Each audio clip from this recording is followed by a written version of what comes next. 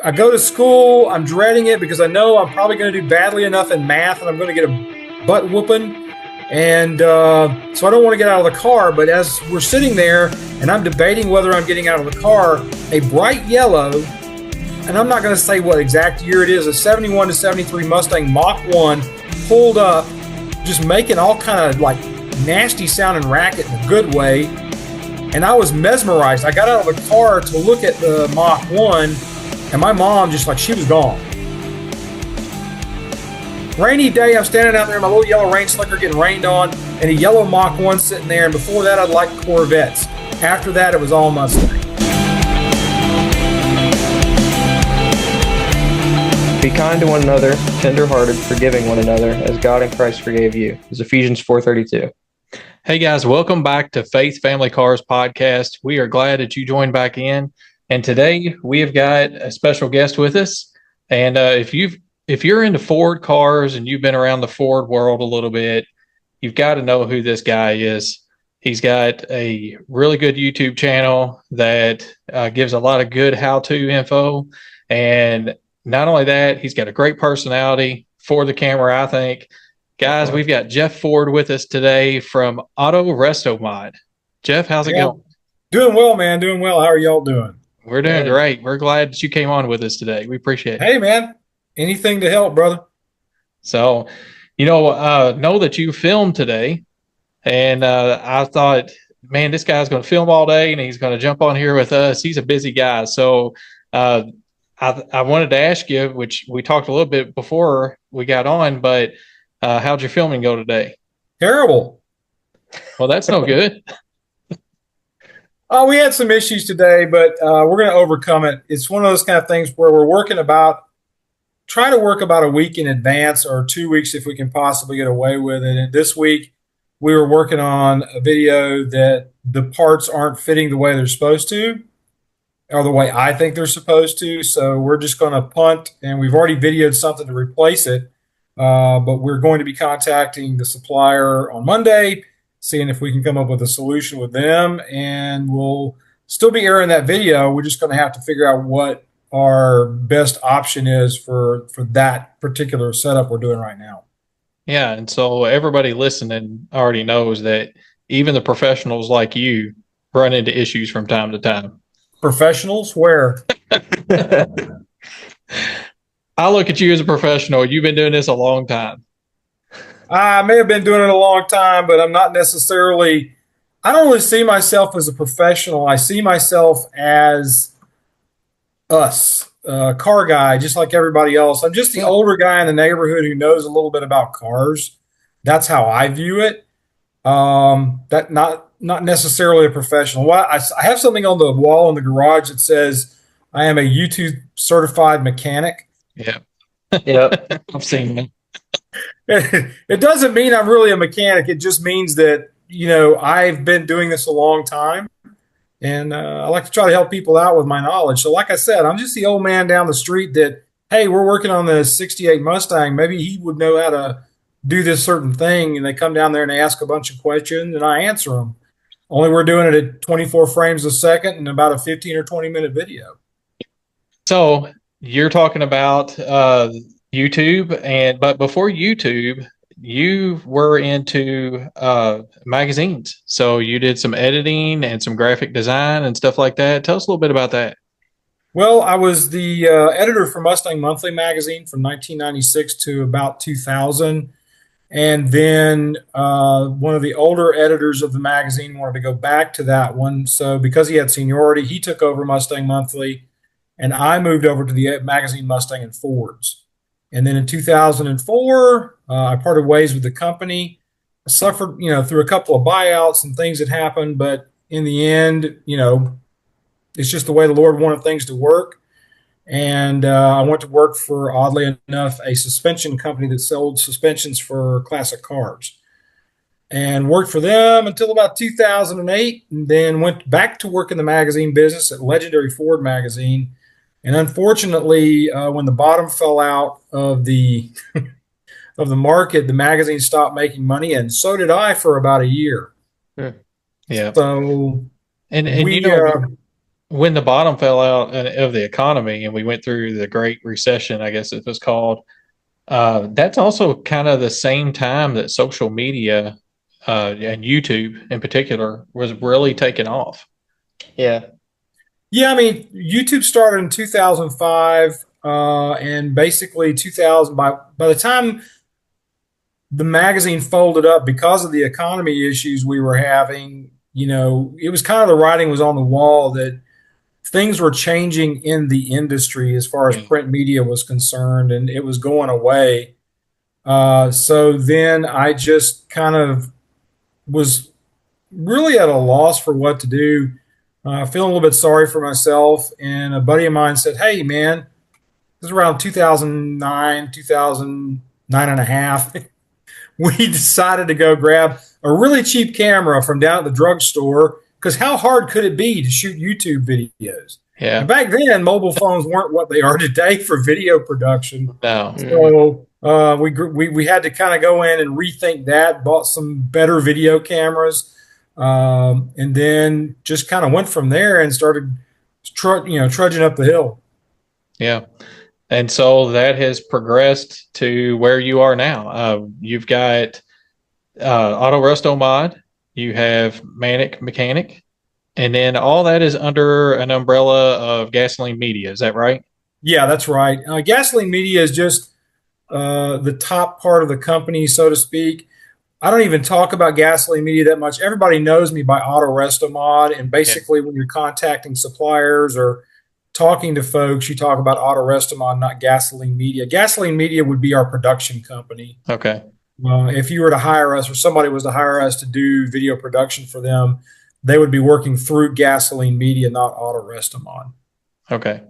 It's not even big enough that I have any T-shirts for it. Let's put it that way. Yeah. Yeah. But I wanted to mention that just because I want people to realize that you're more than just a YouTube channel, because I think that what you intended on doing at the beginning of when you were a young man was to be involved in media. Is that correct? You weren't necessarily graphic design, you were going into media, right? Well, honestly, from the time I was a young kid, there's a twofold story there. Because when I was a little kid, my mother used to say that if you cut open my head, little cars would drive out, and that I could take any conversation, and turn it to one about cars. Those were two things I can remember my mom saying from when I was a kid. And, she used to tell me you need to be a more well rounded person, which in a lot of respects I am, but I have like three major things, which is science fiction, history, and a weird ability to remember lines from a movie, and then automobiles. Why the good Lord didn't put Wizard of Wall Street in the middle of all that, I don't know. Because it'd be nice to be really wealthy, but alas, I did not get Wizard of Wall Street. I got this weird ability to remember movie stuff, car facts. I have people that I think know a lot about cars who contact me and say, "Hey, on 69 Mustang, did they do this?" And I can honestly spit the fact out for them. I don't know why. Most of the time, if you watch our show and I'm talking about something, I'm not using a cue card. It's all up here. So that's kind of where that's at. So I have always been in art. I've always been an artist. I've always wanted to draw and do stuff. You really can't see it, but over my shoulder back here, there's a piece of my artwork right there on the wall. I've done art since I was a little dude, and went to school for art right after high school. Botched that terribly because of an enjoyment of alcoholic beverages that outstripped my desire to draw and paint. And so, so I lost my scholarship and went into kind of a funk. And then I basically decided I wanted to go to art school for graphic design to become an art director. My honest goal, because of watching too much MTV, was to be an art director on videos. So the good Lord decided that I needed to go do print. As he'll do sometimes, he puts you where he wants you, not necessarily where you think you need to be. Better to just let him drive the bus. So that's kind of how that got started. I went into graphic design, worked in that industry in the print media for about 10 years, and just kind of moved along through there. And a little bit of a God thing in this, not a little bit, a lot of a God thing. I put in my hat to be the art director of Mustang Monthly magazine. And they had me fly out to become the editor of Mustang Monthly magazine. And it was just kind of an odd fluke, not a fluke. God put me where he wanted to be, is what I say, because there's no reason on this planet that I should have been the editor of Mustang Monthly magazine. I did writing in high school, but I hadn't done a whole lot of writing since then, except for some articles in the local Mustang Club newsletter. So the Lord put me in that chair for a reason. It was a Christian-owned company. Larry Dobbs was and is. He's a Christian teacher. He does a lot of stuff down in Lakeland area still, and he had a verse at the bottom of each one of the magazines. Trust not into your own understanding. Lean not into your own understanding. And I can't remember the rest of it. But he brought me in, taught me what to do, and I became a magazine editor and just fell in love with it. It was just an amazing job for 10 years. So to me, that's almost like a dream job in a way. I mean, just to be able to write articles, to teach in these articles, to be able to go and do photo shoots and things. I mean, it had to be just a dream job. It was an absolute blast. Yeah. You get to fly all over the United States, going to car shows. You don't have to pay a dime for the car shows. We restored the 72 Mach 1 that I owned that mimics the yellow one back here behind me. We restored that car in the pages of the magazine. We restored a car for my friend Mark Houlihan, who was my technical editor, through the pages of the magazine. Got to teach a lot of people a lot of stuff, and really to learn how to operate a camera via doing still camera work, because I was a photographer as well. Part of what I had learned as a graphic designer was how to do photography. Yeah. So that became my thing, and I really enjoyed it. And all of that really helped me to become what I was starting off with YouTube. We still had some pretty good episodes in the early years of the show. Some of those episodes are still watched fairly regularly. I mean, their numbers are still pretty decent. And these videos are now 12, 15 years old. Well, I know I just recently went back when you committed to coming on the podcast. I went and watched your first 2 episodes. So out in the junkyard. B episode. Yeah. So, and a lot of times I watch somebody's stuff, but I never go back and watch the early things. And so with you, I was like, man, I want to see what he did at the beginning, because that was 15 years ago. Let's see what this looked like. So yeah, the video was kind of grainy, because of the time period. But watching what you all did in that video is still relevant to today. I mean, it really is. And so when I was watching it, I was like, man, this actually makes a good YouTube video for 2025, even still. I've considered, because this is our 15th year, 2025 is our 15th year. We started in 2010 in July. I've considered in late June going back to Temple Auto Salvage and doing a similar video as just kind of an ode to what we started off with. Yeah, I think that'd be cool. That'd be neat. Yeah, I think we're probably going to do it. So don't tell anybody, right? So don't let anybody. Well, we're going to go do that video. I don't even know. Vinny's not around anymore. I don't even talk to them any. He and his wife, we kind of had a little family falling out over some other stuff, and I haven't even talked to Vinny in probably, I don't know, 10 years. Whatever the time frame when he left, but I guess I'll do it with Cam this time since he's my co-host now. So, well, videos are very teacher driven to me, and that's one thing that I really like. You teach a lot, but not only do you teach, you also show the reality of what it's like to work on a classic car. So it's not always a bed of roses, and some of your recent videos with the Torino, you're trying to get bleed brakes. You're trying to break, the bleeder screws loose and things like that. It's not always easy. It's hard when you're dealing with a 50, 60-year-old car, and that's one thing that I really appreciate about your videos. But talking about that, what is uh, your thought process when you make your videos? And whenever you look at what you do, what is the thought process behind what you're doing there? Because a lot of guys are they're no longer making teaching videos. They're just making videos about what they're doing every day in life. There's still, to me, an appreciation for repair videos. For you and I, yes. For the algorithm on YouTube, no. Okay. Sadly, what I see going on YouTube now, we have a YouTube discussion group that I'm involved with, and on our YouTube discussion group, one of the things we found is most of the time entertainment videos are what people are wanting to watch. Um, Guys that go out there and just basically show, hey, I'm in the shop today. Here's what I'm doing, and then they go over there and they work for an hour, film that, and then throw that out on YouTube. That seems to be what people are looking for now, and what the algorithm looks for now. And the algorithm is only chasing what people are doing. For a lot of guys, the entertainment videos are like Saturday morning cartoons, or trying to watch something on Motor Trend TV where you've got guys out there hooning and doing all the crazy stuff, or they're doing stuff that we would all do, but they're not telling you how they got this bracket that they just made. They're just like, oh, I just made this bracket. And I'm like, well, how did you make it? Did you TIG weld it? Did you MIG weld it? Did you do it on a 3D printer?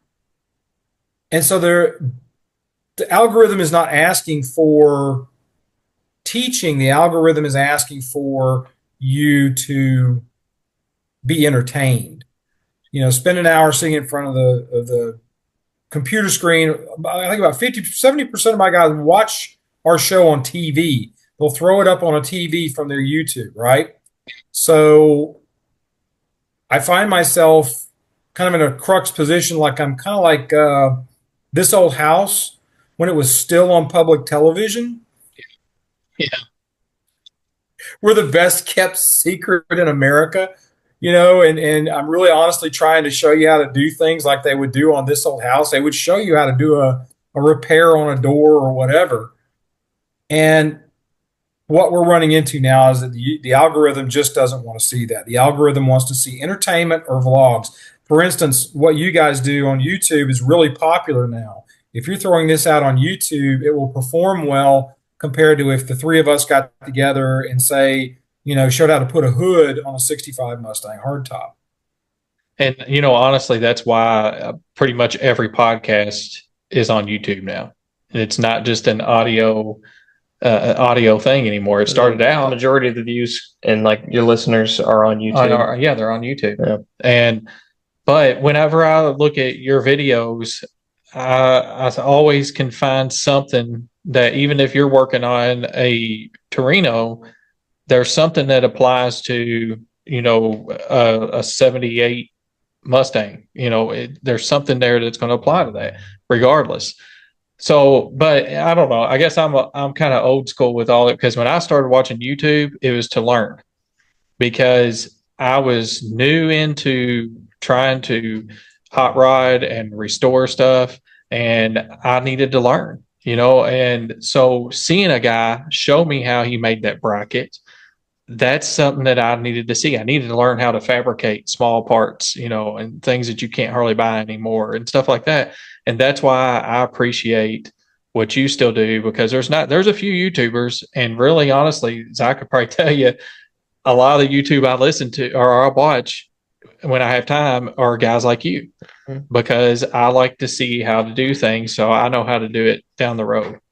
And it all started out for me with you was because I needed to know how to fix something on one of my cars, and I looked it up and your videos popped up, and I realized, well, there's a lot more videos that are really interesting here, so I just started watching. But times change. Yeah. Oh, and they do. And I mean, that's the thing. And I think that there's a way to bridge that gap between entertainment and information. Yes. Yeah. We try to have some fun with it, especially if Cam's going to be able to be on the show. I'll quip, make jokes, say things that are funny, to try to keep it entertaining while we're doing it. I've had guys actually sit there and say to me in comments, just tell me about it. I don't want you to be funny. You're not funny. And I'm like, that guy's probably sitting in a garage, sweating with a 65 Mustang that Yeah. he can't get the wheel cylinder out of it. He needs to know how. And I've maybe said one too many funny things in his mind, Yeah. Yeah. And so I kind of have to give him a buy on that, but it's also me going, hey, if you're in the shop, these same things would be coming out of my mouth regardless of what you think. Yeah. So I do try to make it entertaining, and I am doing some things differently. We've introduced a show that I haven't found a really good topic for in the last couple of weeks or about the last month, called the Rumble. And it works well. The Rumble flies very well for us. It gives us that opportunity to have a vlog rather than me doing just straight tech. The tech's not going to go anywhere. My guys and I have talked about it. The guys I work with on the YouTube group, we've all talked about it, and I think that that's going to be my staple. It's what I really enjoy doing. I enjoy going through the moment, and when we film, what you see is the progression of the day. It's whatever we get to in that afternoon, and we try to box it into something where, like, recently I was going to do the master cylinder and putting the wheel cylinders on in one video. The master cylinder video alone, cut down, was 22 minutes. And I know people say they want to sit there and watch something for an hour, but I don't believe anybody wants to watch me work on that for an hour. And plus, if a guy's having a problem getting a master cylinder off, he has to dig through all of it. He's got to dig through possibly the wheel cylinder issues you may run into, as well as the stuff on the master cylinder. If he's having that momentary problem of a master cylinder issue, he'll want to just watch that one video and that'll be it. So I tend to try to break it down a little more. Even though the algorithm tells me I need to run an hour-long video, I don't want to edit an hour-long video. Yeah. And I don't have time personally, if I were doing it, to watch an hour-long video. Yeah. And that is one thing about it. There's some guys that are up to 2-hour videos, and I'm just like checking out on those because I don't even go watch them. No, it's hard to sit down and watch for 2 hours straight. Yeah, I mean, you can break it up and stuff, but I feel like at times that does break the immersion depending on what you're watching, because you get really into it, but then you're like, well, I'm out of time. I got to step away from this. Let me break it up and start it the next day. Yeah, it's difficult. That's one thing I like about yours, though, too, is because they usually are based on a particular topic, like a master cylinder, like you were saying, and they're like a 20-25 minute video, which is a good length. You can sit on your lunch break and watch it. You can sit and watch it for a few minutes in the evening if you're going to rest for a few minutes. It's not something that you're going to spend 2 to 3 hours watching. I mean, there's podcasts right now that are going into the 2.5 to 3 hour range, and I'm like, I can't listen to this guy for 3 hours. As much as I like them. I watched a part of a Mike Rowe interview with the two brothers that are running Angel Studios. Yeah. And I watched 3/4 of the video and I ran out of time. Yeah. You know what I'm saying? It's like, and let's face it, if you're going to have anybody interview you, wouldn't you want Mike Rowe to be the guy who does it with the voice quality he has and all that? And he's got this huge following out there. If I could get Mike Rowe interested in interviewing me, I would probably get a lot more subscribers out there in the world. Yeah. But so far, Mike hasn't made the phone call. So. Yeah. So YouTube is changing a lot. You've talked about the algorithm and how things have changed. You've talked a little bit about some of the changes that you're making on your own show. But looking at things that you've done, I know, in the past, and something I noticed that you just did recently, and that is bringing the youth in. So the youth have been part of your production team in the past, I know, and then recently you had Ashley with Rustic Beauty on there and you did a little sit down with her. And I think that's something else that I know you and I talked about, that that the younger people like to watch too. So I know they like to just hear what's going on in people's lives or what they're working on. So that's something that you're going to be incorporating more. And tell us a little bit about how you really think that it's important for us to involve the young people. Well, a lot of people will say that our car hobby is dying. I don't think the car hobby is dying so much as it's just changing. Yeah. There are less young people that like to want to drive, but I can tell you right now, all of my teenage boys love to drive. Yeah. They want. Hey, I need to run to Dollar General. Why? I want a pack of gum. Like, Yeah. no, no. It's Yeah, I gasoline. gotta We're not suck. doing that. But they Yeah. want to go and they want to drive, and I haven't seen in my own personal experience very many of the teens in South Carolina that don't want a driver's license. I know a few, but the problem we run into is we look at it under this, or I look at it under this microscope of a kid from the 60s, growing up in the 60s and 70s. The cars I liked were the 60s and 70s Mustangs, Fairlanes, Torinos, and the kids today are really more into the JDM. They're into Japanese market cars a lot because of the ones that they think are cool. So the market is moving. And if you look at some of the younger YouTubers that are out there that are pretty successful, and I'm talking on up into their early 30s, late 20s, there's a number of them out there that are in that age group, and there are a lot of them are doing JDM product. Mm-hmm. Yeah. They're not doing classic muscle cars much because honestly, they're pretty expensive to get into on a base level. I mean, I've seen people try to sell, 65 Mustangs that I wouldn't even take to a salvage yard because it's not worth the amount of money you would get out of it. Yeah. Yeah. So they're getting into the JDM because they can get into the newer cars a little cheaper. And then some of them, when they get a little more money, they're dropping back into an older Celica or whatever. And there's just a number of those folks out there that have been doing this a little while that are in different markets. The car hobby is still there, and I think it's still very vibrant, but they're in a different market. And so that's, if I were doing JDM stuff as a 62-year-old man, I probably would have a lot bigger market because the young people would be watching it, the kids that want to work on those cars. Yeah. Yep. But I'm not that guy, so I'm still stuck with all my 65-year-old men that, I'll tell you what, there are still plenty of young guys that are into muscle cars, but they had to have been raised by muscle car enthusiasts. I will say that because that's the reason I'm into them. Like, I do love JDM cars. I will say that I am part of that generation that the Fast and Furious was a thing. Got a bunch of people into JDM. I love those cars, but I would take a Mustang or a Camaro any day over any JDM car you brought my way. I don't care how much it's worth. I will take a Mustang or Camaro over it just because that's what I was raised around. Yeah. I'm still really mad at those guys for putting a JDM engine in a 68 Mustang Fastback. Yeah.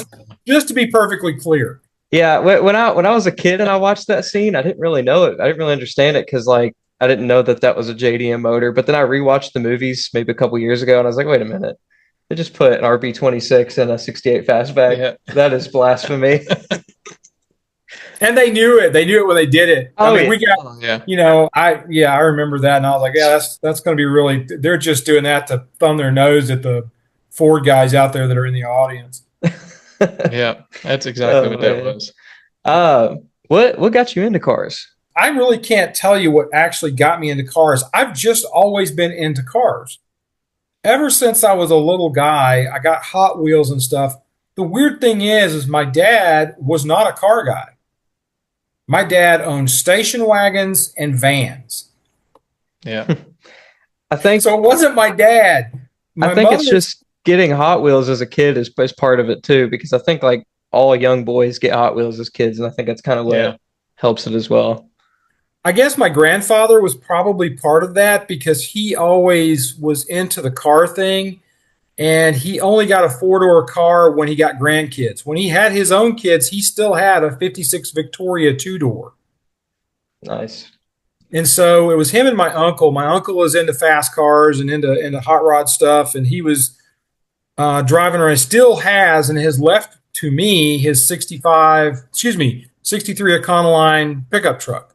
Nice. So Wow. he's That's left cool. that to me, but I can remember that truck when I was a little kid, like, in my early, probably 10 or 11 years old. I can remember him coming over to the house in that Econoline and thinking that is the weirdest, coolest thing I've ever seen. Yeah.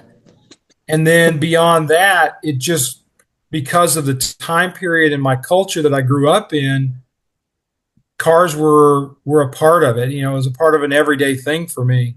And I can remember going to high school in the 80s, the mid 80s, well, the early 80s, I should say, and there being 7 to 12 classic muscle cars that were just cars back then.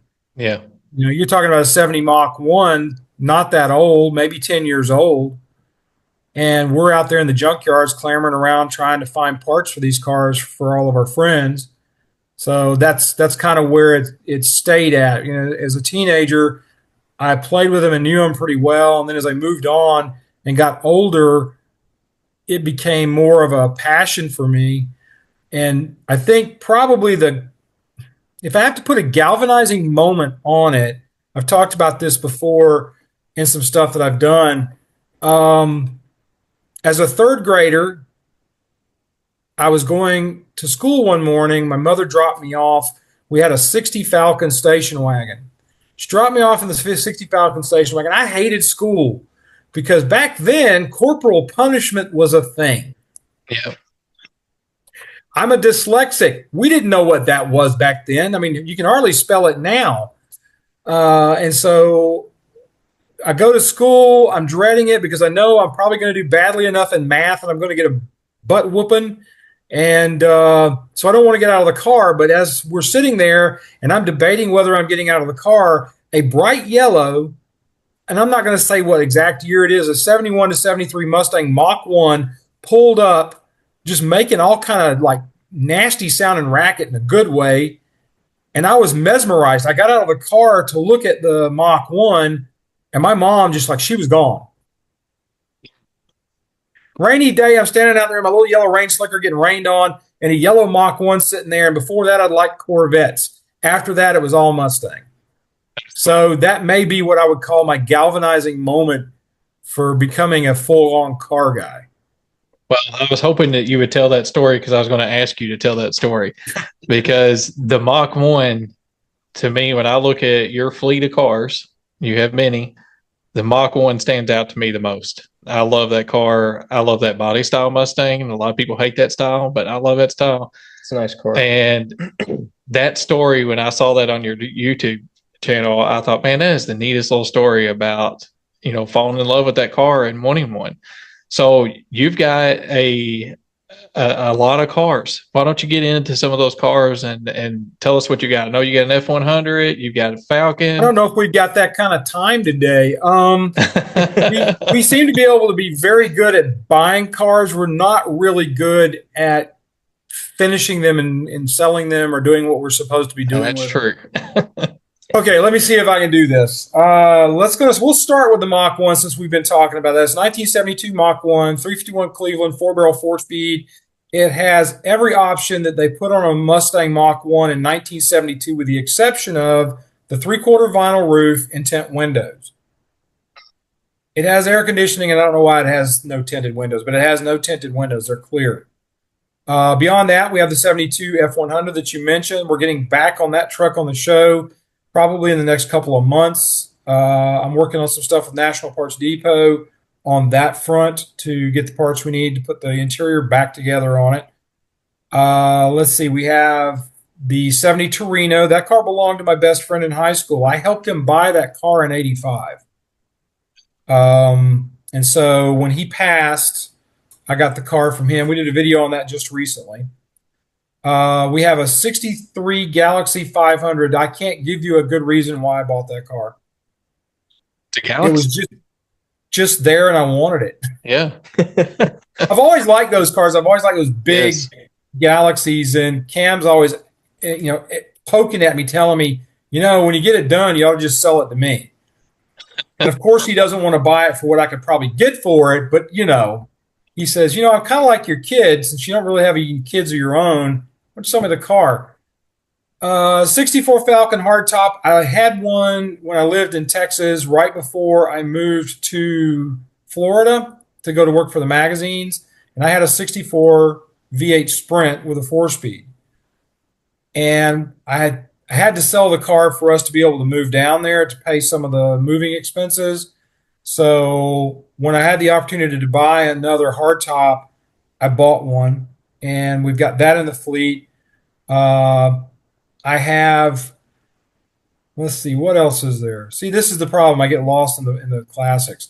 We have a '75 Gran Torino for sale. It is a for sale car. This is one car that is officially for sale at all times. Not that anybody can give me what I think I probably need to get out of it, but we do have what we call the fried green tomato, and that's our '70 Torino, Gran Torino hardtop. Let's see what else is there. I like that car. It's for sale. Yeah. The black car that you see on there all the time, that's not mine. That belongs to a good friend, my friend out in Atlanta, Kylie. That's his car. And the red Camaro belongs to my friend Bill Rodishin up in New Hampshire. So I brought those cars in to let them slowly rot here as opposed to slowly rotting at their houses. And we do things on them along, just to make them, hopefully make them get running. I think that's Mention really the it. We wagon? have a, Did you mention the wagon? Forgot the wagon. Oh my gosh, Yeah. that's another one that belonged. That's an interesting story. The fellow who owns that is my surviving really best friend. He didn't know John, but we kind of all ran together for a little while, and then John and I had a falling out over something that he had a misunderstanding about that I did, that he thought I did. So John and I separated for a little while and then came back together and started being friends again. But in that interim, I met Steve, and that car belonged to my friend Steve Raby for a long time. I went to Texas to see him. He pulls in the parking lot in that wagon, and I went, "Oh, that's neat." Yeah. Got a 351 Cleveland 2-barrel with Aussie closed chamber 2-barrel heads on it. We now have put a 4R70W in it. So it's a really nice little wagon to drive around in. My wife and I have gone camping in it. That's That's Um, nice. yeah, just sleeping in the back of the wagon, like a couple of hippies. Um, and let's see. I think, well, we got a couple of parts cars. I got a 4-door Galaxy that's a parts car. I've got the '74 Gran Torino Sport that came with the green car, which sounds really cool until you actually look at it. And then we have a Maverick that I bought for the suspension company my wife was working for. We bought it to cut the back half off of it. The world is not missing this Maverick. It was a big pig, very rusty. So when it goes away soon, it won't be any great loss to the automotive world. I think that's everybody in the pool, but I may have missed somebody. There's enough of it for sure. Too many actually, because we actually have other cars that aren't even project vehicles that are project vehicles. Like we have an '89 Suburban, we have a '94 Jeep. I think that's all of them, but who knows? So, looking at your cars there, which one do you have the most passion for? I mean, I know there's got to be one Oh, out of it's a that whole group. '72 Mach 1. It's kind of like your favorite child that you don't ever talk to. Um, I don't work on it as much as I should, as much as I need to. Um, right now, honestly, I'm working on the Torino because it's pulling on the video stuff. The You know, Torino's cool though. It's a Torino GT, isn't it? yeah, it's a factory Torino GT, little 302 car. Whoever ordered that car, if the dealership ordered that car, they ordered it with as little stuff on it as possible. Hmm. The only option that car has, honestly, is the what you call it, the Torino GT option. That's it. It's Huh. a 3-speed on the tree. It's a 302 small block, which that's part of the GT package. Um, and you can put a period at the end of that. It's an AM radio car. You know what I'm saying? It's Yeah, got nothing on it. I mean, it is just the GT package is all it has. that's pretty crazy. Wow. That's kind of up my alley though. I Yeah. like them like that, like where they had no options on them. That's why my truck is. So I kind of like them Yeah, that way. we're gonna keep it as bone as we possibly can. I've got a buddy who's giving me a '69 4-door that has AC on it. So we're going to probably pick that car up for free. It's not really going to be free because you got the gas going over there to get it. Yeah.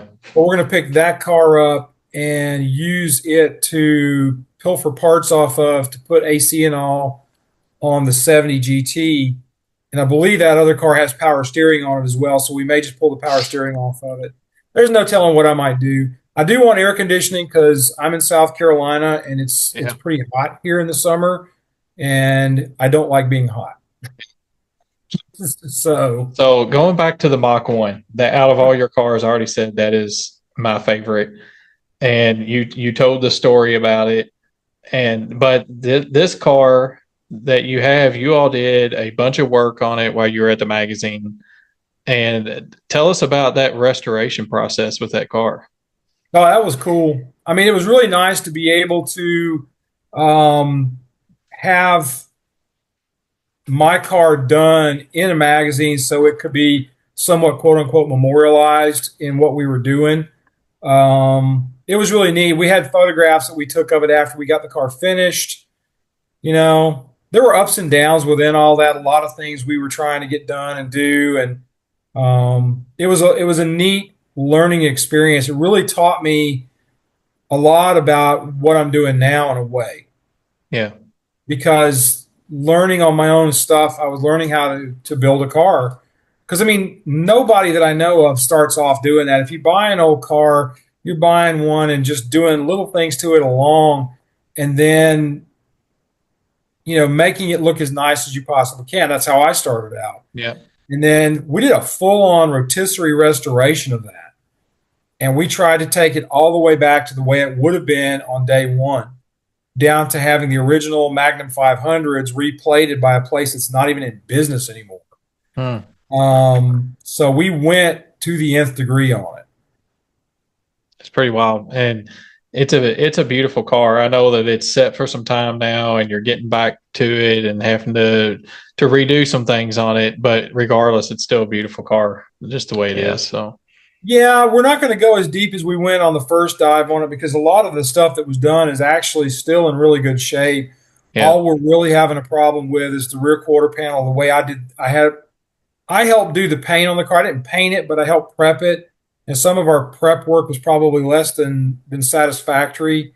So I'm going to try to find someone locally around here to back half the car. We're going to redo the engine bay on AutoRestoMod and go Cool. through the car on AutoRestoMod. Nice. Because we want to kind of go back in and go through it again. So just some neat stuff happening around it because I've managed to come up with another driver's side door panel. My friend Rick Schmidt had one, and he got that to me to put on the car. And those ginger door panels are made of unobtainium anymore. Hmm. The reproduction ones don't look at all like the originals did. And that door panel accidentally got cracked at one point because somebody put their elbow on it in cold weather, and it cracked the door panel. So just stupid little things that happen Yeah. when you have a car that sits around for a little while. Yeah. Which stinks, but it's part of life, and especially when you're as busy as you are with YouTube and everything else you got going on. But there's one other car that you had on your YouTube channel, and I kind of want you to talk about this just because there may be, I know we got a lot of listeners that probably don't watch you on YouTube. We probably got a lot that do, but this car is the White Falcon, the Sprint. Or is it a Sprint? It's not it's a Sprint. Futura. It's a Futura. The car I had before was a Sprint. This Yeah, one's just this is a Futura. The White Falcon Futura. You did a little video when you talked about what you plan to do with the car, but you told the story about going to get the car and why you're going to paint it the color you're painting it. I thought that was a neat video. I enjoyed that video because, for one, I love Falcons, but for two, that car has a place in your heart too because of your dad and your mother's involvement in that some. So yeah, we went up to the car was in North Carolina. A gentleman named Frank, big Falcon collector, and this car was one that he had in his collection. He was probably in his late 70s, early 80s, and as often happens with us as we get older, he was winding it down. He was keeping one of his Falcons that he really, really cared about, and he was just letting go of everything else. And so my dad and I went up to get the car, and we couldn't figure out a reason to not buy it. The price was decent enough on it. It was a fairly original car. He included some new old stock components that are really hard to find, like a brand new old stock grill and headlight buckets, the headlight doors on the outside. Those were included with the car. And so we got in the car. I got in the car, and Dad got in his little Focus that he was driving, and we took off back down toward Aiken, where we lived at the time. And we got into a really big rainstorm. Now I'm going down the interstate trying to follow Dad in a 1964 Falcon with 14-inch wheels and tires and some marginally sketchy rubber, like let's think dry rotted and possibly in need of replacement. They were decent tires. They weren't great tires. And we run into a rainstorm, and Dad's in the Focus, and he's got an overdrive, and he's got brand new tires on it. And I watch the little Focus go and disappear into the distance. And so I'm like driving along, and all of a sudden I have to turn the windshield wipers on, and there's a drip right at the mirror on the car, dripping down onto the carpet. And it's not just going drip, drip. It's going drip, drip, drip, drip, drip. And the faster I went, it went from drip, drip, drip, drip to. And I'm getting madder and madder at my old man. I'm like, dude, what are you doing? I can't keep up. I'm in a 3-speed, and I'm going down the interstate at 65, and I hit 66. And it was like that scene in Back to the Future where he went through the little, because it went boop and stood up on the water for a second and started doing this. And then it did this. And as soon as I backed down to 60, it went like that. I'm like, okay, so 60 is as fast as we're going today. We got it home. And from there on, we did stuff on that car in Legendary Ford magazine that I worked for. And then when we started the magazine, or started doing AutoRestoMod, we did a bunch of stuff on it on AutoRestoMod. And I love that little car. Of all the ones that I have, other than the Mach 1, that's my next favorite. And in descending order from that, weirdly, would probably have to be the wagon and then the Torino GT. The F100 was a need buy. I bought the F100 because I was getting a divorce and I needed a truck. So I wanted something that I could do on the show and have a vehicle that we could get parts for from National Parts Depot in order to keep the truck running. That's really was my goal behind that pickup truck. I've now since become very enamored with it, and I like that truck. It's the most dependable thing we have in our fleet of cars that don't run. Because it's the one that I can go in the dead of winter, and it may take it, 4 or 5 tries on the starter, but it will start and run. I can't say that about anything else in the fleet. That station wagon with that Cleveland, no. It doesn't like to run in the cold weather. So the Falcon is a really neat car. I decided I was originally going to paint that car Sunfire orange. It was, I believe, a Mitsubishi color. And back when I first got the car, that was my plan. And then my mom, before she passed away, she said, "What color are you going to paint your Falcon?" And I'm like, "I don't know, probably this orange color." And I showed her that before she lost her eyesight, I showed her this photograph. And she goes, no. You need to paint it aqua. Because that was one of my mom's favorite colors. Yeah. And I'm like, "Mom, aqua?" And she goes, "Yes, aqua." And after Mom passed away, as time's gone on, I have a coat she used to love to wear that I helped her pick out at Marshall's one time. And I looked at that coat and I thought, that's got aqua in it, and that's the color I'm going to paint the car. So that's the reason we're looking at aqua for the paint on the 64 Falcon. All the rest of the stuff stay in the stock colors. I'm not going to change colors on them, but that one is getting a color change. Yeah. Well, it makes no sense to change a car from candy apple red if it came from the factory that way, or that crazy green that's on the Torino. Yeah, no, not at all. So the Falcon, I watched a lot of the Falcon videos because I had a 65 4-door Falcon. I know the 4-doors aren't cool, but it was kind of the same deal. There was this old guy, and he had, man, I want to say he had like 25 or 30 cars, and he was trying to get rid of some. And this was his grandfather's car that he'd bought new at a Ford dealer local.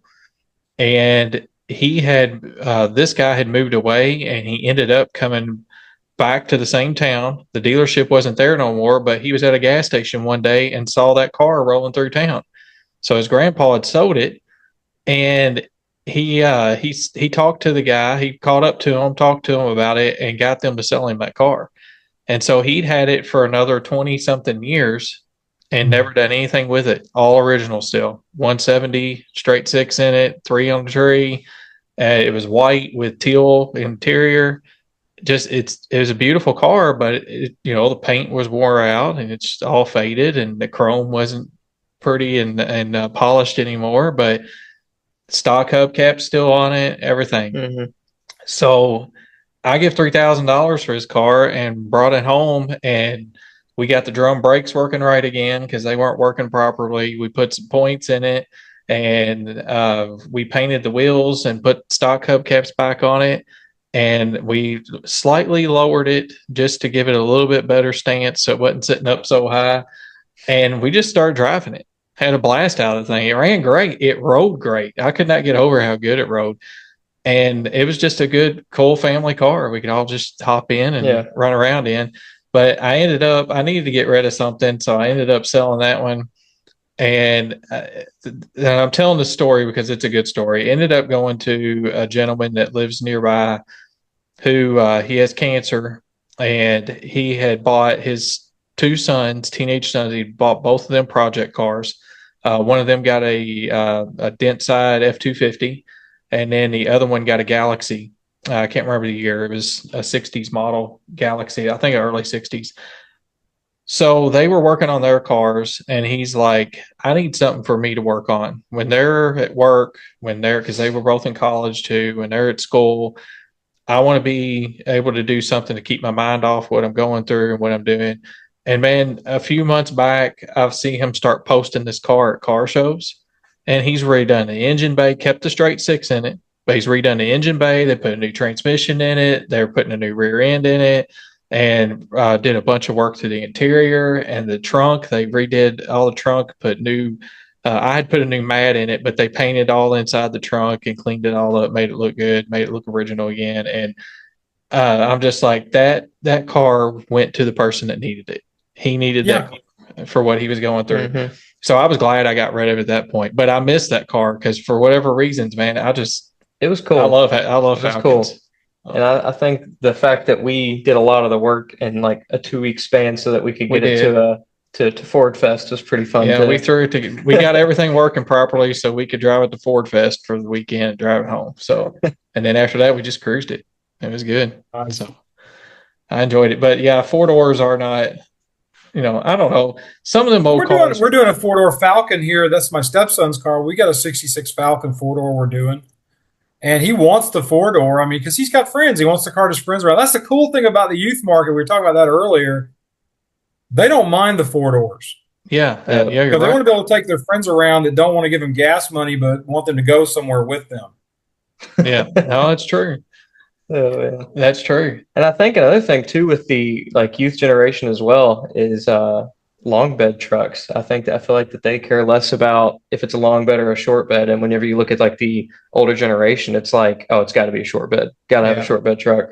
Because I want a long bed. I got to get that 4-foot 4x8 sheet of flat plywood back there. Yeah, that's what you always say. But no, I've got a long bed. My brother's got a long bed. If I'm not mistaken, a couple of his friends have long beds. They all got long beds. Yeah. So, I mean, none of them care. And I think that's cool too, because they're the easier trucks to get a hold of anyway. Actually, my youngest, all of his friends who have old Fords, most of them have OBSs, okay, because those are cheaper and a little cheaper and more attainable.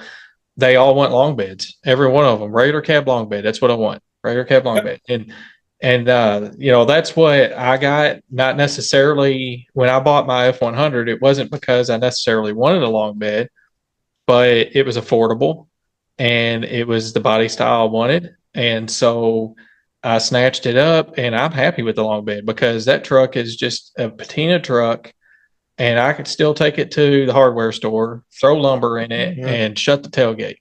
And my new F-150 that I drive around with the 5.5 foot bed, you can't get nothing in that thing. Yeah, I think it's funny if you've seen the new Ford ads for the Maverick and the Bronco. They talk about the Maverick being a vehicle that you can do anything and go anywhere in, and the guy rolls a motocross bike into the bed of the truck, but he has to have a tailgate extender to be able to make the motocross bike. Yes, that's right. And I'm like, if you had a long bed, you wouldn't need the extender. Yeah, that's exactly right. Oh yeah, y'all have loaded up 4-wheelers and all kinds of stuff in the back of that truck. It fits just fine. Plenty of room in it. Yeah, now I think about it, I have, out of all the vehicles I've owned, only 2 of the trucks I've ever had have been short beds. Yep. All the rest of them have been long beds. Everything I've had has been a long bed. That's probably all I've ever had. If I had a camper top for that truck, I'd do the same thing with the truck that we did with the wagon. I'd take the wife and we'd go camping in it. Oh yeah. I would, but just try to find a camper top that looks right for that era of truck. Yeah. Hard to do, really hard to do. Yeah. So, Yeah, because a newer model fiberglass top's not going to fit it right. now you want to have one of those old nasty looking aluminum ones that they had back in the 70s. Yeah. So we're talking about younger people and liking the 4 doors and the long beds and stuff. So you came to the Lord when you were a young man, and you've got a really good testimony that I think a lot of younger men can relate to. Zach's 23 years old, but this is a story that I think he can relate to. And I told you the other day, we've got when you look at our age group of listeners, we've got a group that's 25 to 35 that is half of our listeners. And I think that, to me, that's awesome. And I think that your testimony, they can relate with. Why don't you get into that a little bit for us? All right, so started off in probably 83. I'd been graduated from high school for a year. I was working at a local grocery store, and there was a guy, a stalker that worked there at the grocery store that was just always on me about my salvation. He wanted me to be saved, and he and I were kind of lightly friends, but I wasn't super close to him. And it was just an annoyance to me because I was pretty hedonistic. I was one of those people that I like to party and I do all kind of crazy stuff. And then probably early 1985, I had a situation where I was at a party and I went to another party. I don't remember going to the other party because I was so drunk. I woke up in someone's pool in somebody else's swim trunks, not knowing where I was at and being pretty freaked out. I didn't like the way that felt. I didn't like where I was at, but that didn't slow me down much. But it was one of those moments of pause, if you know what I mean. You have that moment of pause and you think about, man, am I doing what I'm supposed to be doing in this world? And was kind of upset by that. And then I got some news in probably mid 85 that my cousin that I had been really close with earlier during high school years and earlier than that, he had been diagnosed with leukemia and it was pretty rampant and pretty bad, and he wasn't expected to survive. And it really shook me because he and I had some of the same common running grounds. I mean, he was as bad as I was, for being trouble. And I remember being out in a neighborhood near my house in Houston, Texas, that was an unfinished neighborhood because, back then it was right after the oil bust and they weren't building any more neighborhoods. So there were a number of places around there that you could go and just park out there by yourself and nobody would bother you. And I remember sitting there and just being so downcast about what was happening to my cousin. And being an idiot in Christ, I sat there and I said, Lord, this guy's been talking to me about you, and I don't know what to do, but I'll make you a deal. I'll make you a deal. If you cure Earl, of his cancer, I'll follow you the rest of my life. I will follow you if you heal him. And I mean, I was on the ground blubbering about it. I'm like on my face before the Lord. Didn't realize that was what I was doing, but that's what I was doing. And took me a little while, but I got myself cleaned up and got up and got in the car and went home. And my grandmother called. And back then, when you called somebody, you paid by the minute. You probably know a little bit about what I'm talking about. You had to pay your phone company for the time on the phone. Well, my grandmother called and she said that she wanted to talk to us, and she sped through this thing about how Earl had been healed. He was healed in the hospital, and doctors and this and that, and it's just really fast. And I honestly went a little cold because I'm thinking, wow, I've got to live up to my bargain now.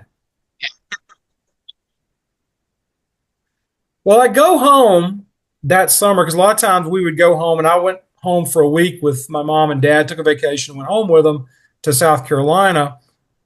And I got to talking to some of the people involved. And it turns out that there was a whole thing that happened around this with Earl. There was a Baptist minister who had been basically admonished by the Lord to go and pray for Earl. And he put this off for a week or more because he really did. He was one of the ones that doesn't subscribe to healing. So he doesn't want to go do it. And he's trying to figure out if this is from the Lord or if it's just a trick of the devil and all this other stuff. But finally, the pressure is so great on his heart, he goes. And he walks into the room. Earl's never met this guy. He just knew of him. And like I said, Earl at this point wasn't saved either. Earl was a hedonist like I was. He was one of those kids that was probably even a little wilder than I was. He wasn't a kid at this point, but he was, he was still a young dude. And the guy came in and says, I'm supposed to pray for you for your healing. And Earl's like, I'll take anything at this point because the doctors had given him very little time to live. And he went in and laid hands on Earl, and there was a doctor and another nurse or a nurse in the room with him. And Earl said that the moment that man started praying for him, he felt something wash through his body and he felt changed, both spiritually and physically. And the doctor and the nurse in the room were instantly saved. They accepted Christ in that moment. And the Baptist preacher said it was the most amazing and awesome and weird feeling he's ever had in his life. And so he gets instantly saved. He starts reading his Bible and he starts going around. And I'm following all this in the interim beyond that.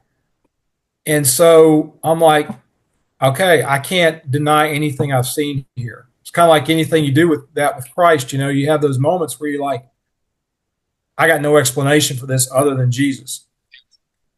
And so I started going to church, and that's where I met my friend Steve Raby, who owned the 69 Fairlane wagon. Steve Raby and I were friends, and we both went to First Baptist Church and started palling around. He had a ranchero at that time. So he and I were always going to the salvage yards, but we were Christian brothers too, so it was really cool. And still are. I mean, I still talk to Steve pretty regularly not on a daily basis, but on about a weekly basis. He and I are talking about stuff. He sent me pictures of cars from a salvage yard in Texas today. So it's kind of funny how that all blew out from there and blossomed, and the Lord moved in so many different places in my life. It's easy to see it when you look back on it. Not as easy sometimes to see it in the moment. I can remember my dad and I going out to a Chinese restaurant and him telling me, there's no way you're going to get this job that they're having you come out and interview for. He said it'd have to be a miracle. And I've been praying about, Lord, if you want me to do this, I'll go do it. I don't understand how I'm supposed to do it. I mean, I think I can do it, but I don't know for sure. I can creatively write. I know that. And I got the job. And it was the one time my dad actually admitted he was wrong. So, and you can always just look through life and see where the Lord's really kind of moved. And I am not a perfect Christian by any stretch of the imagination. Sorry. Well, I mean, you know what I'm saying? There's Yeah. people who have a much better walk than I do, than I can talk about. My walk has not been a good, constant walk with Christ. I tend to want to drive my own bus a little more than I should, Mhm. and not let Him really be the driver. And in all things, you should let the Lord do what He's going to do. On a Even if I look at it from the YouTube level, I look at it and go, why are people like Craig 909 so successful? And I've been doing this stuff for 15 years, and I'm stuck down here at 120,000 subscribers. Oh, woe is me. So the man part of me struggles with the spiritual part of me that says you are where Christ wants you to be. Whatever that looks like, wherever that's at, you are where Christ wants you to be. And I have to be happy with that. And I don't mean that in a oh shucks, it sucks to be me way. I mean that in a way of like I can walk out my back door and look at my office. I am sitting literally in my office today talking to you guys at my house. I've got the best commute in America. If I'm editing, I'm right here, and my kitchen is that window right back behind me. So if I want a cup of my own coffee, I can go in there and have coffee in 5 minutes. If I want to take a nap at noon, I'll take a nap at noon because I'm in here, and then my easy chair is another 35 steps that way. And I get to go out and look at what I work on a daily basis. And so I think it says somewhere in the Bible not to chase fame and not to chase fortune, to chase Christ.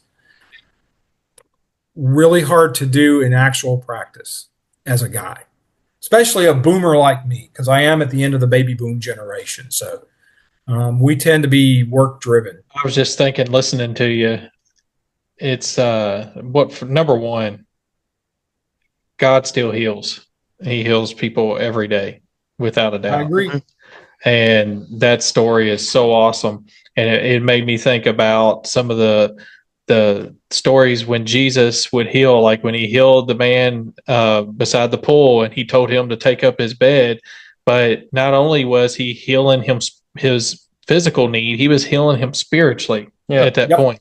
And that's what happened with your cousin there. And that's just an awesome story.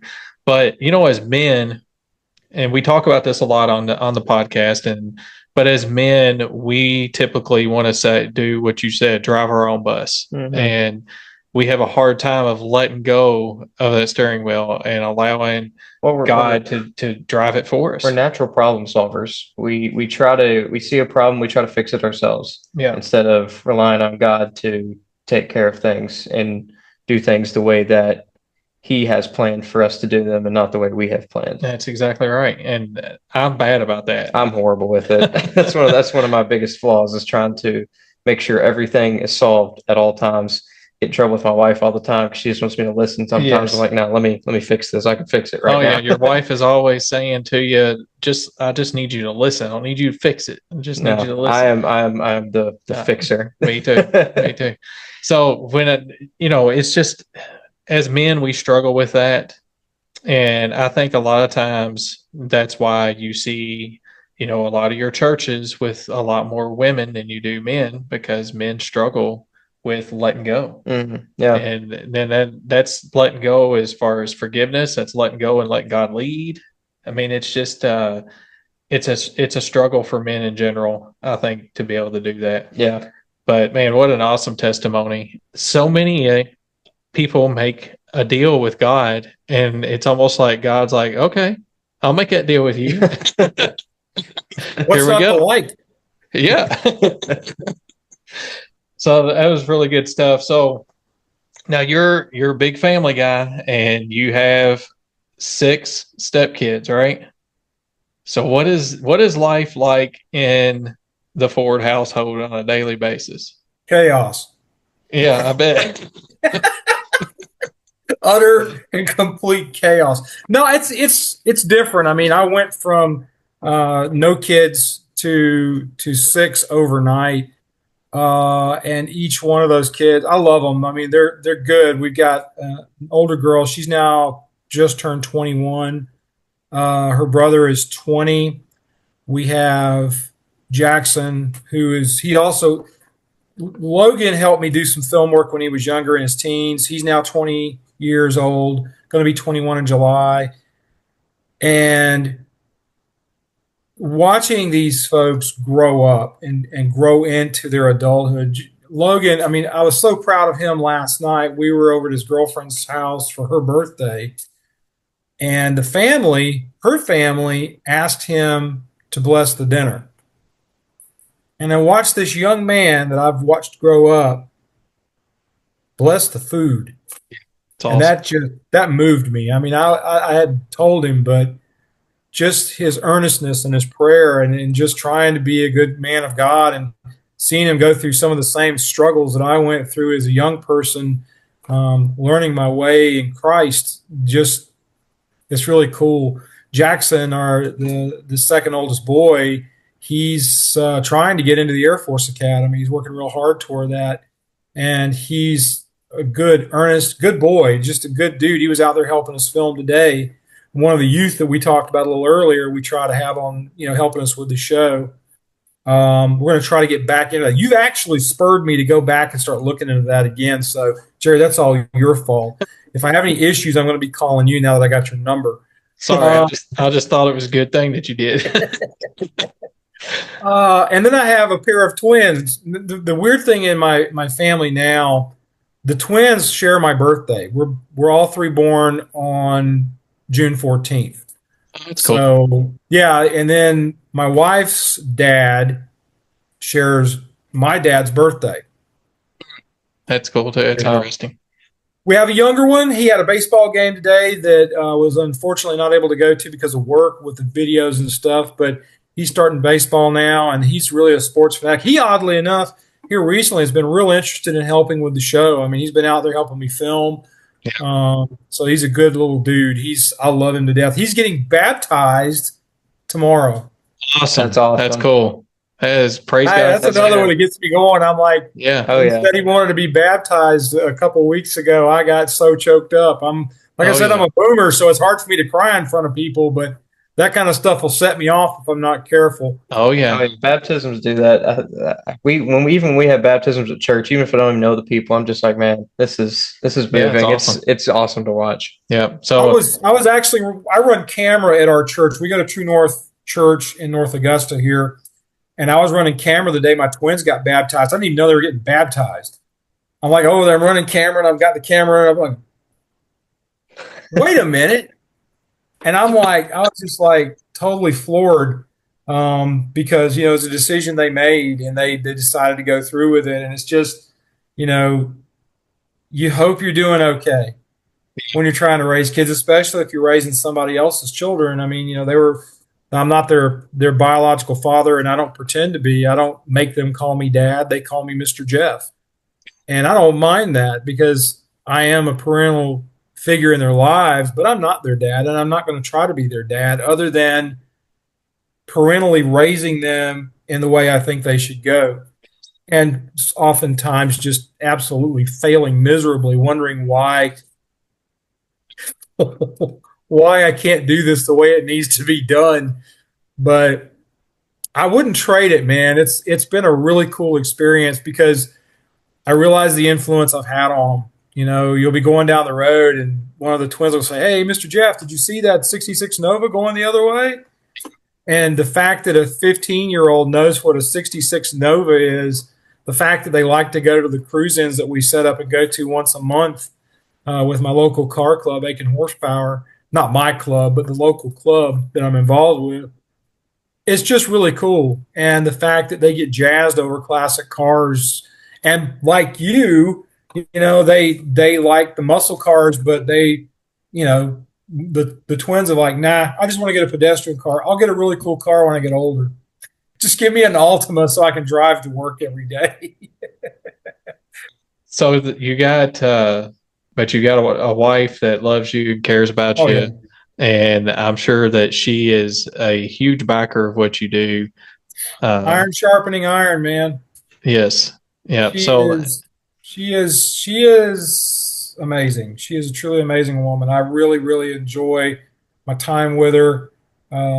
We have a ball. She's into the car stuff. She's actually going to start working with me on AutoRestoMod here in the next couple of weeks. We've already started doing some of the business planning for that, for her to take over the Patreon stuff and help grow that.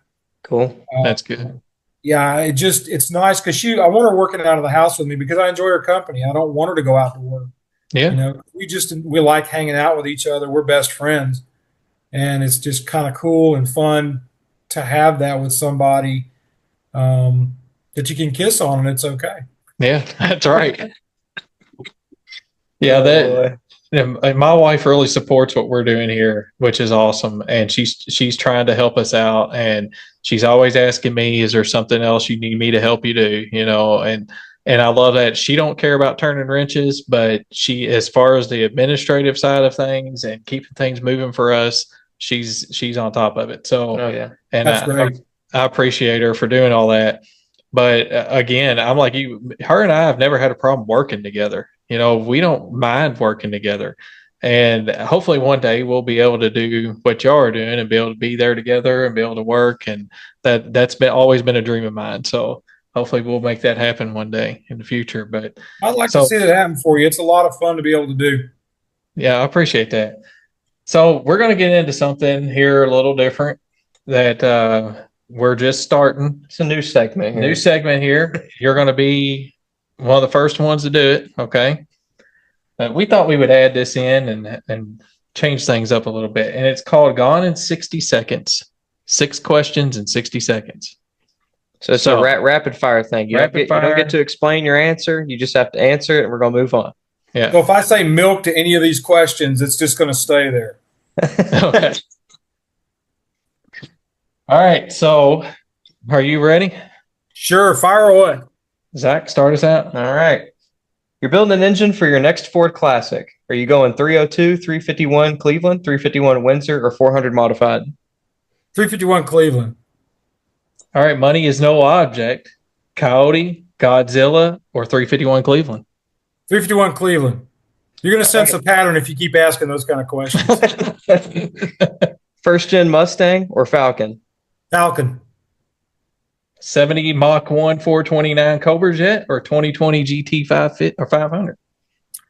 All right, I'm going to catch you on that one because they only made a 428 in 1970. So it's actually the 70 428 Cobra Jet Mach 1. Who doesn't like the cladded panel down the side of a 70 Mach 1? Hey, I'm with you.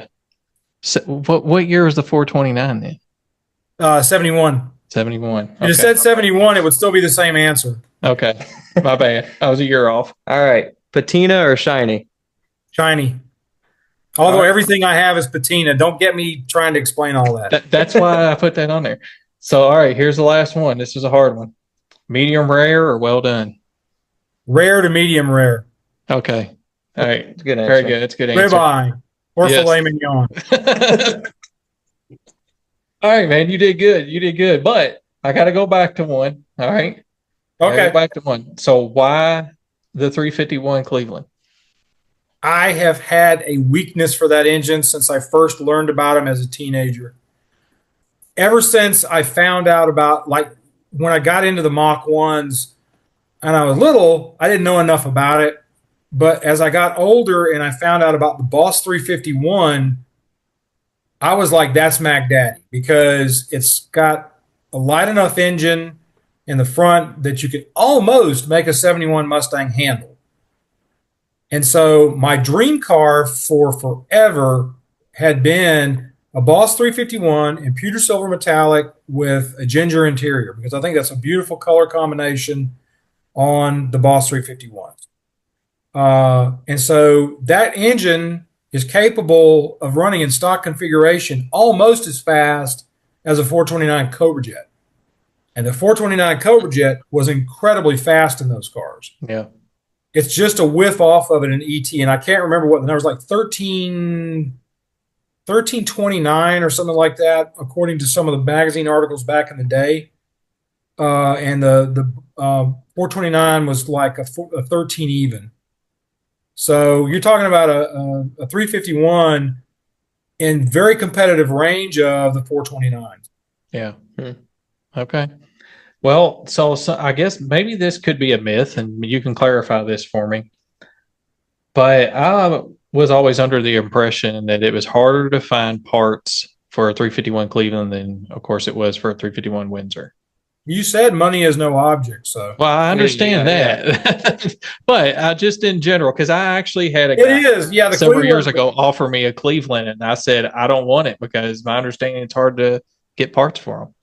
The thing about a 351 Cleveland, if you have the right 351 Cleveland, it's really not that bad. You can take an early closed chamber head or a Boss 351 and build incredible amounts of power with the stock cylinder heads. The mechanical cam, do a roller cam in those engines. Those are readily available. Because the Aussies continued to play with those things on up into the late 70s, there is a good bit of knowledge base in Australia. That engine responds incredibly well to a stroked setup. Like, in other words, going to a 393 or a 408, those cylinder heads become very, very active and very, very powerful with a stroker kit underneath them. So with a Windsor, you're going to have to go aftermarket aluminum heads.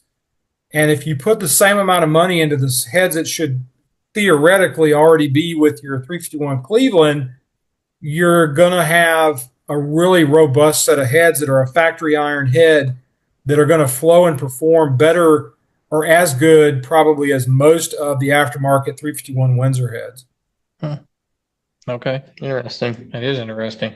Yeah. I've never known a lot about the Clevelands. I mean, I've heard people saying in the past, different things about them, and I'm like, I don't want one then. If it's because we here we really push the budget build here. Oh, yeah, we're extremely Yeah, so because If I'm doing an extreme that's how we budget, I'm live. not going to do 351 Cleveland. But when you told me I had an unlimited amount of money, Oh yeah. Oh yeah.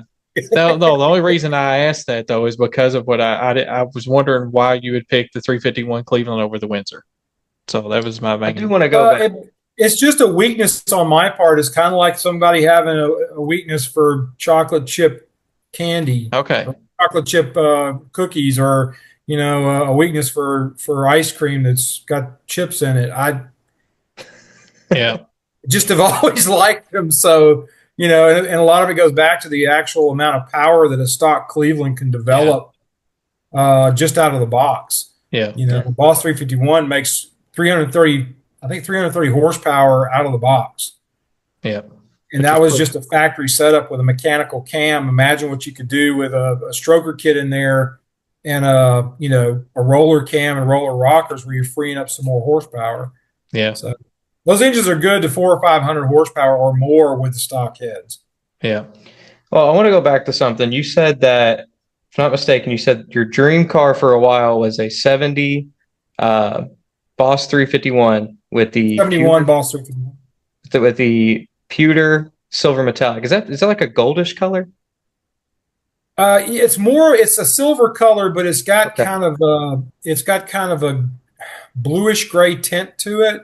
Okay, so it's not the color I was thinking. Okay, because I know No, that I know that they made like a goldish color sort of, and I know that pewter kind of has that gold effect, but I didn't know exactly what color you were talking about with that. I don't know if I've seen that color before.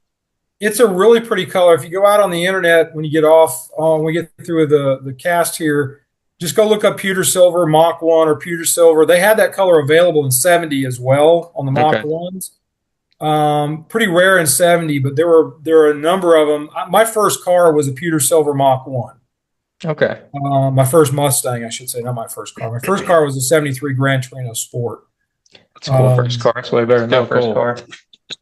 Yeah, I had some pretty cool first cars. My second car was a Mach 1. My third car was a Cougar, a 68 Cougar that I converted to an XR7.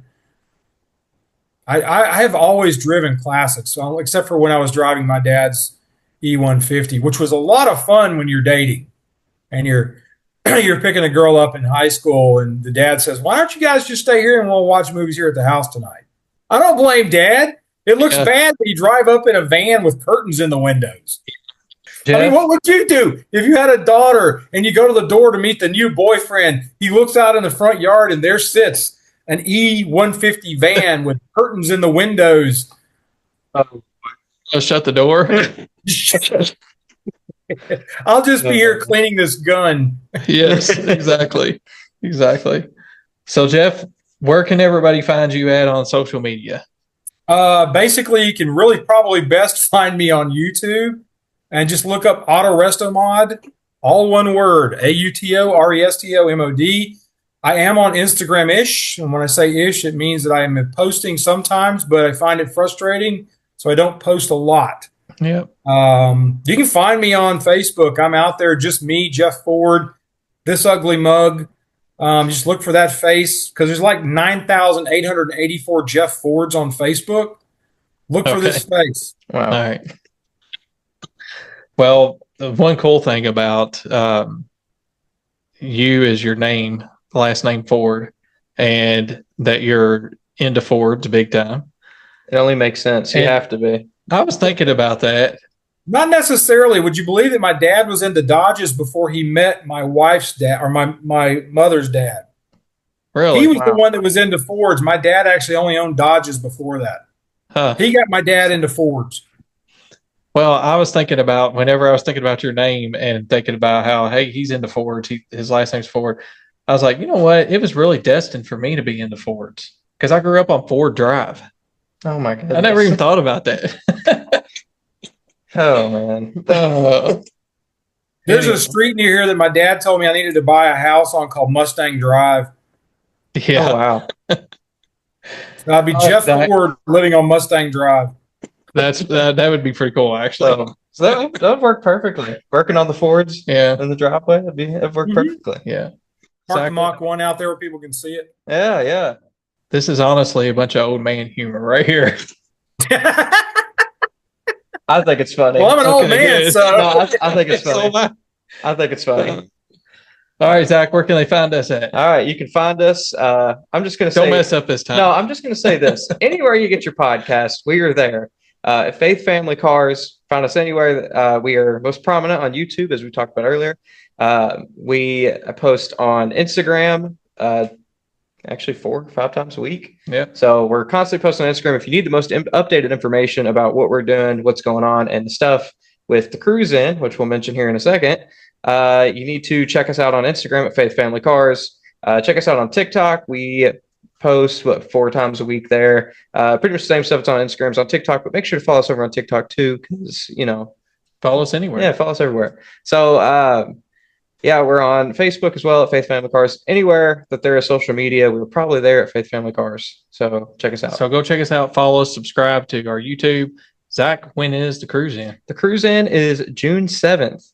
When you're coming from, down south up to Indianapolis to go to Hot Rod Power Tour, you're going to pass right by us on that Saturday before you got to go pick up your credential Sunday. So stop in on June 7th from 10 to 4. 10 to 4. And check out the first annual Faith Family Cars Cruise In. It's going to be a blast, guys. It's going to be fun. We got a truck corral. If you like 4-wheel drive trucks. Oh, yeah.